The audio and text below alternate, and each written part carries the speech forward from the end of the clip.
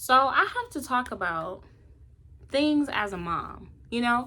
Um, Me and my husband, we have a 2-year old, and being a parent is so freaking difficult. First things first, our village is really small. So when you think about kids, if you want to have kids, you should think about how big your village is. Like, do you have like your parents to lean on? Do you have a grandparent to lean on? Um, like who's there to help you out? Because realistically, you're still gonna want to travel. You're still gonna want to go on date nights. You're gonna just want to escape just to escape. And so if you don't have that village, it can be so hard. Like, um, pretty much last year I traveled about 3 or 4 times. Collectively, me and my husband traveled 3 times, and I traveled 1 time by myself. Love the trip by myself. I definitely feel like moms should do that a lot, at least once a year, once or twice a year. Just go take a little Miami trip for like a couple days for a weekend getaway. Single moms, I salute you, because if you don't have a partner, I can't even begin to imagine the stress and overwhelm that you might be feeling. So I just want to come on here and talk to y'all because it's hard. Our daughter is very smart. She's so sweet. She's very friendly. But she gets on my nerve. Like, she gets on my nerve. That's just like the reality of it all. Like, you look at the person you created and I'm like, oh my God, I absolutely love you. And then you be like, how do you drive me so nuts all the time? And if you don't know, I'm a stay-at-home mom slash business owner. So I'm constantly trying to make sure that I have a little bit of peace of mind, working on with my clients, and then just, doing wifely stuff like cooking and cleaning. Like, it can be overwhelming. So I hope that I can encourage you to know that you're not alone. And if you feel like you need to take a break, take a break. Sometimes it's just one of those moments where you just need to be like, you know what? I just need to go out with my friends and go get a bite to eat or something. You have to make sure that your mental health is up to date, because if you don't, you will be in a black hole, okay? Being sucked apart and everything like that. And speaking about the village, like, me and my husband, we had his dad to rely on. My father-in-law, he was absolutely amazing. He was such a sweetheart. He just passed away the day before Thanksgiving last year. And it was a lot for us to take in, because he was such a great person, but overall, like, he was really helpful with Lila. Like, anytime we wanted to go on a trip or something, anytime we wanted to go on a trip or something, he was there. He never said no, like, ever, ever. And come to find out, he had cancer that he was battling with, and he didn't really tell nobody. So maybe that's why he was always constantly saying yeah. But both of our moms, me and my husband's mom lives in a different state than Michigan, and my mom lives in a different state as well. So we don't have that support system to just be like, hey, can you just watch the kids?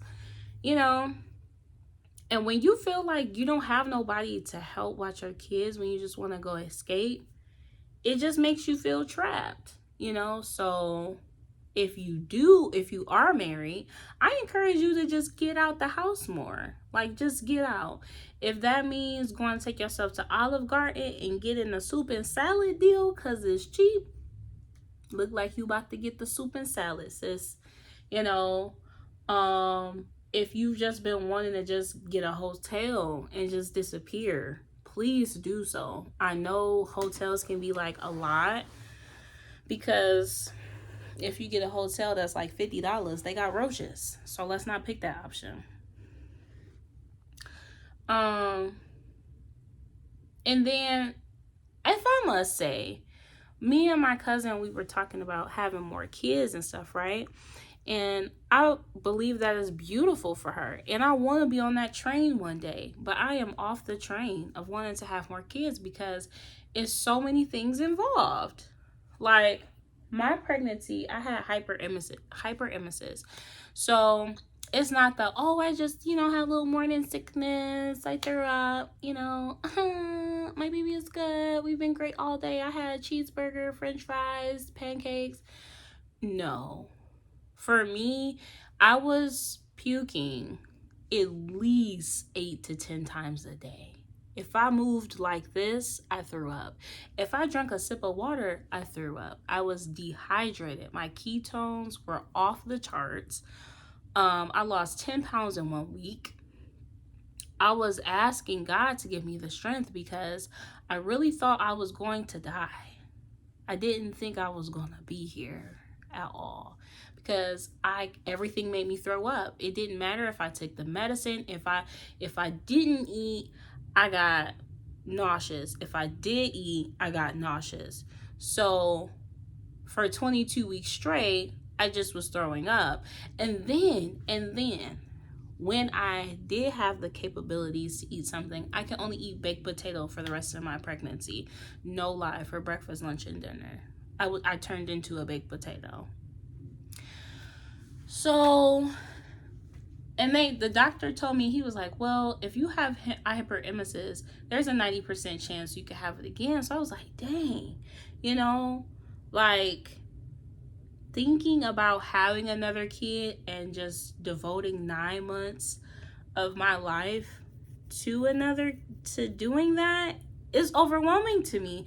And you can be thinking differently. You can think differently of it because you might be the type of person that loves kids, right? You love kids. You want your kids to have somebody to play with. You want to, just dive straight in and have them back to back. Ooh, child. I used to hear the go back to back thing, like just continuously have the kid. I'm just telling you, I probably would have been in a mental institute because there's no way. There's no way. No way. God knew that twins was not for me.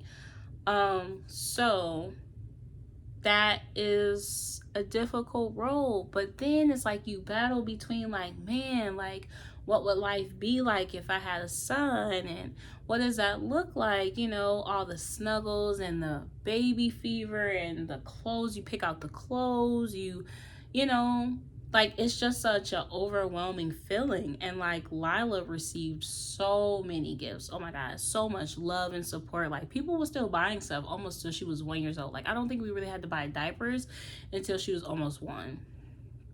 Like it was, people were making quilts for her. My husband had, got promoted on his job, and people were just giving. Like during the pandemic, it was just give. We never went through any like loss of funds, I guess, if you want to say, or like we suffered. Like God really tremendously blessed us. And I know that God opens doors because for me, having another kid, it doesn't really revolve around money for me. It really just evolves around mental health. What can I handle? Because I think it just revolves around like how I am as a person and then how I grew up. So if you watch my previous videos, I talk about how I really didn't get a chance to do anything. Like I was constantly in church on Sundays, Wednesdays, and Fridays because we had choir rehearsal, we had Bible study, and then we had 2-3 services back to back on Sunday. And so I never got a chance to hang out with my friends. I never got a chance to travel. I never got a chance to do what most kids got to do. So now that I'm grown, I kind of want to be a little selfish. I don't want to deal with that. Like I don't want to feel like I have to be restricted. So why does it say my stuff is locked? I don't know what that means. But yeah, I just wanted to talk on here and let y'all know that, if you're having a rough time being a mom, I understand. I understand the process. I understand the potty training. I understand the schooling. I understand, if you have sleepless nights. Luckily, thankfully, I pray to God it never happens, but I didn't have to deal with my daughter coming in the middle of the night and getting in the bed. Like maybe that happens when they're older, but my friend's child, he started doing that 1.5. And if Lila would have done that, I would have been taking her right back to her bed. Because boundaries, you can have boundaries with your kids. I learned that with my therapist. I thought that your kid had to just do whatever he had to do to you, like be on you all the time, just constantly touching, and then you'll be, you know, touched out. So just know that you're not alone. You know, take a vacation, get away. You know, mom guilt is real. Like, you'll be like, dang, did I teach her this today? Did I do it enough? What if she doesn't know this? What if she doesn't know that? How am I really doing as a mom? You're doing the best that you can. Like, realistically, you are doing the best that you can. So be encouraged. This probably wasn't really encouragement, but be encouraged, because I don't know who needs to hear this. Maybe you feel like life has been tough for you. Maybe you feel like you're hanging on by a thread, or maybe you feel like nobody cares about you. Nobody notices the things that you do. You're a great mom. You know, you're keeping that child safe. You're feeding that child. You're sheltering the child. Make sure they have shelter.